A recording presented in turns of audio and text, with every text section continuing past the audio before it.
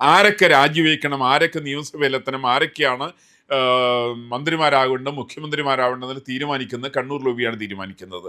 ഇതിനകത്ത് പിണറായി വിജയൻ അടക്കമുള്ള ഇവരുടെ, പിണറായി വിജയനും കോൺഗ്രസ് നേതൃത്വം തമ്മിലുള്ള അവിഹിത ബന്ധം ഇക്കാര്യത്തിലുണ്ട്. എനിക്കൊരു സംശയമില്ല. ഇവരുദ്ദേശിക്കുന്ന ഒറ്റ ആളെ ഒഴിവാക്കാൻ വേണ്ടിയിട്ടാണ്. എറണാകുളം ജില്ലയ്ക്ക് ഇപ്പോൾ കഴിഞ്ഞൊരു 68 വർഷമായി, 69 വർഷമായി കേരളം സംസ്ഥാനമായിട്ട്. 69 വർഷത്തിനിടയ്ക്ക് ഒരു എറണാകുളത്തുകാരൻ കേരളത്തിന് മുഖ്യമന്ത്രിയായിട്ടുണ്ടോ? ഒറ്റയാൾ പോലും ആയിട്ടില്ല. അതാകെ ഇപ്പോൾ പറഞ്ഞത് മുഹമ്മദ് ഷിയാസ് ജില്ലാ പ്രസിഡന്റാണ്, ഒരു എറണാകുളത്തുകാരൻ മുഖ്യമന്ത്രിയാക്കിക്കൂടെ എന്നുള്ള ചോദ്യം ചോദിച്ച സമയത്ത് കേരളത്തിലെ രാഷ്ട്രീയ നേതൃത്വങ്ങൾ മുഴുവൻ പുള്ളിയുടെ മെക്കെട്ട് കയറിയായിരുന്നു. എന്തൊരവസ്ഥയത്! എന്തുകൊണ്ട് എറണാകുളത്തുകാരൻ മുഖ്യമന്ത്രി ആയിക്കൂടാ?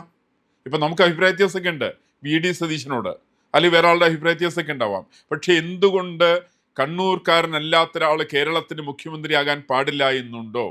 ഇത് തീരുമാനിക്കുന്ന കേരളത്തിലെ കമ്മ്യൂണിസ്റ്റ് പാർട്ടിയുടെയും കോൺഗ്രസിൻ്റെയുമായിട്ടുള്ള അവിഹിതമായിരിക്കുന്ന കണ്ണൂർ ലോബിയാണോ തീരുമാനിക്കേണ്ടത്? ആ തരം തീരുമാനങ്ങൾ കേരളത്തെ മുന്നോട്ട് കൊണ്ടുപോകാൻ പര്യാപ്തമാണോ എന്നുള്ളതാണ് വലിയ ചിന്തനീയമായിരിക്കുന്ന വസ്തുത. അവിടെയാണ് കമ്മ്യൂണിസ്റ്റ് പാർട്ടി ഭരിച്ചാലും കോൺഗ്രസ് ഭരിച്ചാലും കേരളത്തിൽ വരാൻ പോകുന്ന നാളുകൾ നമ്മുടെ നാടിനെ സംബന്ധിച്ച് അത്യന്തം ദുഷ്കരമായിരിക്കുമെന്നാണ് എൻ്റെ പ്രതീക്ഷ.